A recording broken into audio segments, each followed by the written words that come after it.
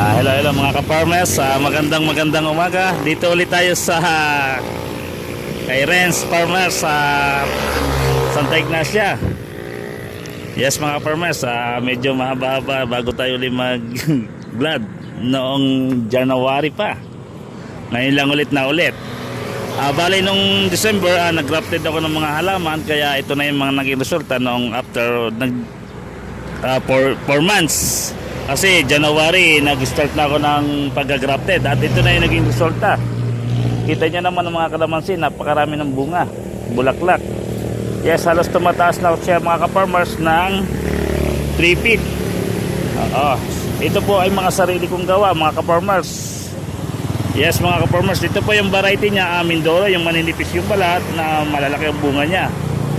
Kalamansi mga ka-farmers. Yes. Meron naman tayo ka-farmers sa mga dwarf coconut. Ito pong dwarf coconut ko, 3 to 4 feet na yung taas, pero mag-i-start bumunga 2 to 3 years. Yes mga ka-farmers, ito yung tinatawag na takunan, mga variety. Malalaki yung bunga niya na mababa lang yung klase ng puno. Yes mga ka-farmers.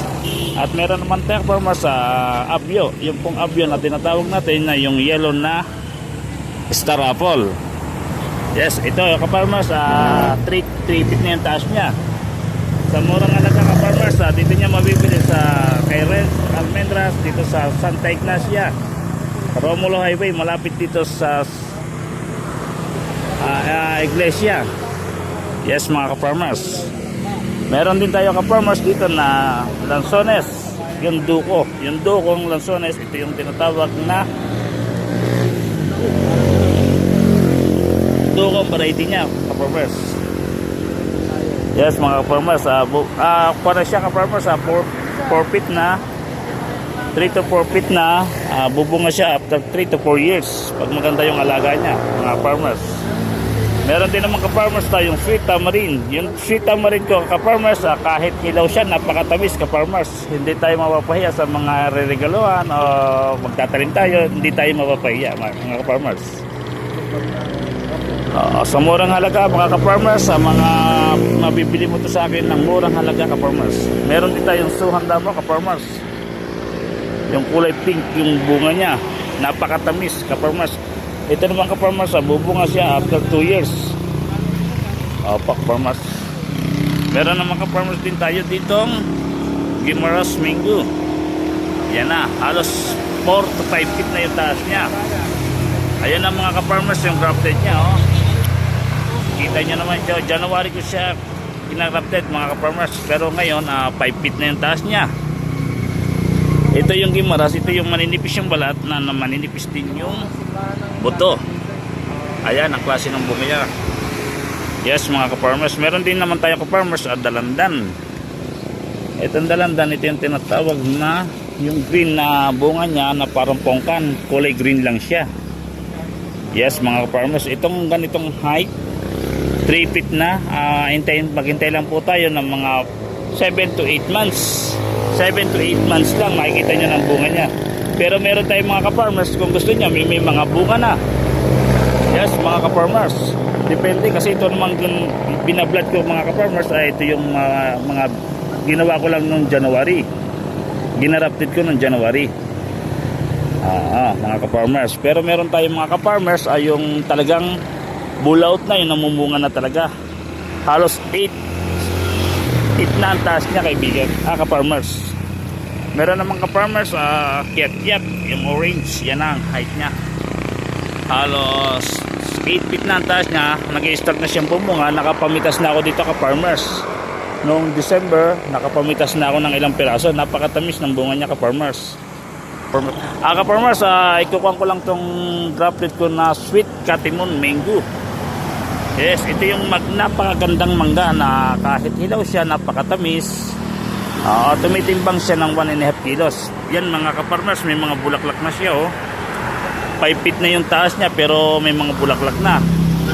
Yes mga ka-farmers, sweet katimon mango. PM lang sa mga tawag lang kayo kay Renz Almendras ng mga farmers. Pre-deliver tayo kahit saan. Pre-deliver po tayo kahit saan. Ano po? Luzon, Visayas. Opo mga ka-farmers. Ilocos, Isabela, Palanan, mga ka-farmers, kahit saan yan, mga ka-farmers, Bulacan, mga ka-farmers. Kita nyo naman mga ka-farmers, yung mga rambutan ko, oh. Magbubunga na siya. Ang taas lang po niya, 6 feet ka-farmers. RR po ang variety ng ka-farmers, RR po ang variety niya. Yes mga ka-farmers, ayan po yung klase ng rambutan. Kita nyo naman ka-farmers, oh. Hindi po yan dahon, hindi po kanyan talbos, bulaklak po yan mga ka-farmers. Rambutan po na RR. Palibasa po mga ka-farmers, sa sarili kong gawayan, sarili kong alaga, kaya garantisado tayo mga ka-farmers. Kita nyo naman ka-farmers, oh. Halos lahat po ng alaga ko na namumulaklak na lahat. Po yung pungkan mga ka-farmers, sa paliwanag ko lang sa inyo mga ka-farmers, yung pong bata siya, napakaselan po niya, pero ngayon nasa adult na siya, malaki na po siya, hindi na po siya maselan kasi nag-grafted ko na po siya. Nalas nakapitas na po ako dito noong last week po ng 2 pirasong bunga. Yan po pinagpitasan ko mga ka-farmers. Medyo masasayang naman po yung bunga, hinog na po, kaya inunahan ko na po ng pitas, at kaysa naman po malaglag po sa hangin, ayan po pinagpitasan ko po. Yan po 2 piraso po na hinog na po kasi halos 4 feet lang po yung laki niya. 4 to 5 feet po ang taas niya ngayon, pero nag-start na po siyang bumunga. Orange to orange po talaga siya mga ka-farmers. Yes mga ka-farmers. At tulad po ng sinabi ko sa inyo mga ka-farmers, balik tayo po dun sa suha. Meron po tayo kanina suha na maliit lang, 2 to 3 feet lang ang taas, wala po siyang bunga. Meron po tayo dito na 5 feet na taas, halos namumunga na siya mga ka-farmers. Yan na po siya mga ka-farmers, suhan Davao. Napakatamis po niyan, pink na pink po yung bunga niya. Gagarantisaduhan ko sa inyo mga ka-farmers kasi sarili kong gawa yan. Hindi po ako umuupa o nagbabayad para gumawa. Ako po mismo ang nag-grafted mga ka-farmers.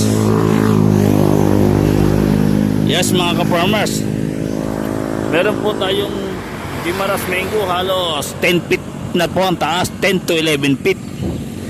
Pa mga ka-farmers, kung gusto niyo po na mag-order, tawag lang po kayo sa 0929-3287-850. 0929-3287-850. Yes mga ka-farmers, lahat po ng klase ng mga fruit bearing trees, tawag nyo lang po sa akin mga ka-farmers.